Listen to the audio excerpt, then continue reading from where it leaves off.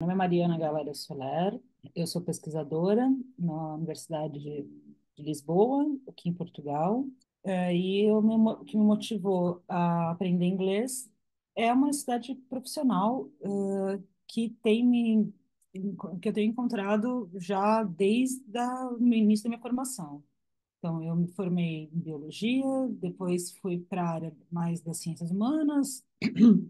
No mestrado, eu trabalhei com museologia, depois história da ciência, e eu tenho me deparado com textos acadêmicos, tanto na área da biologia quanto na área dos museus, da museologia e da história da ciência, pelo menos aí há uma década, e basicamente textos em inglês também, em outras línguas, mas muito em inglês.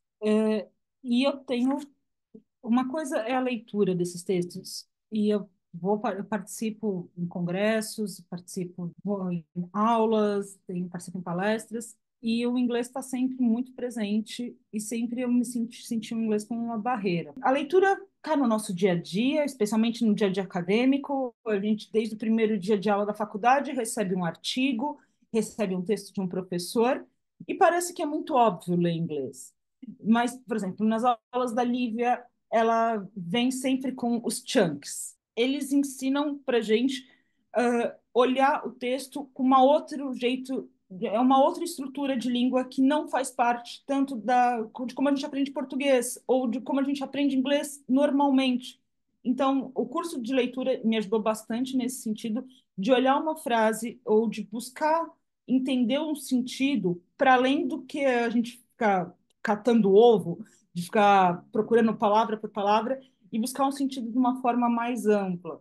Então, o curso de leitura, para mim, tem sido importante de criar fluidez no texto, que é algo que a gente está no nosso dia a dia frequentemente, e de criar novas lógicas de pensamento para numa ferramenta diária que é o texto. O objetivo, para mim, mais específico do curso foi me sentir mais à vontade com o curso, com a língua inglesa. Isso, para mim, sempre o inglês era uma tensão, era essa sensação de barreira para que eu pudesse me desenvolver dentro da minha carreira, porque era aquela sensação de que eu sabia onde eu estava na minha profissão, eu tinha o conhecimento, mas eu não conseguia me comunicar. Então, o objetivo mais importante do curso era estar com alguém, no caso a Lívia, que era uma professora que eu já conhecia, que eu tinha confiança, para que, junto com ela e com os métodos que a gente tinha conversado, pudesse ultrapassar essa barreira, esse momento de tensão que eu tinha com a língua inglesa. Para mim, tem sido muito agradável a experiência.